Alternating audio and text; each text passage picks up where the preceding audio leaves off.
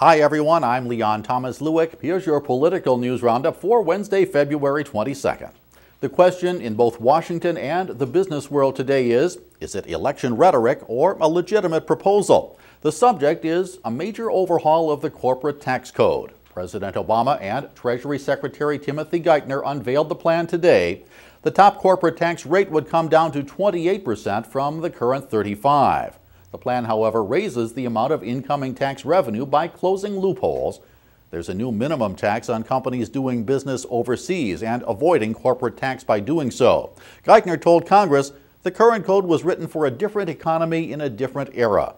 Most believe the plan has little chance to see any action in Congress, at least until after the elections.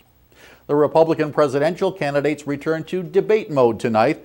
The Mesa, Arizona debate is widely considered a make-or-break event for the Newt Gingrich campaign. The former House Speaker trails in the polls and in fundraising. Senior advisors say they hurt the campaign by advising Gingrich to remain subdued and presidential during the recent Florida debates, while fellow candidates Mitt Romney and Rick Santorum slugged it out verbally. Those candidates have since risen to the top of the polls. Look for a more feisty Gingrich in tonight's debate, which is the last one scheduled for the primary season. Two ominous warnings from Russia today. The first was that an attack on Iran by Israel would be a catastrophic disaster. Neither Israel nor the United States has ruled out a military strike against Iran if sanctions don't stop the country from developing nuclear weapons. Despite wide-ranging sanctions from the West and from the UN, Iran is forging ahead with its nuclear research. Russia's second warning came after phone discussions between Iran's President Ahmadinejad and Russian President Medvedev. They jointly warned against any outside interference in Syria.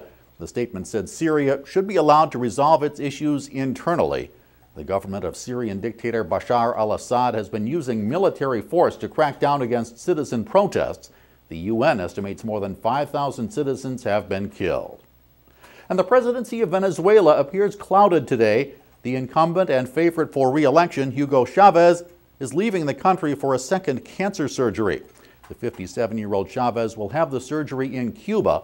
Last June, doctors in Havana removed what was described as a baseball-sized tumor believed to be malignant from Chavez's pelvis.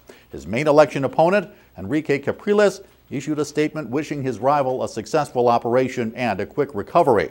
Chavez has been president of Venezuela since 1999.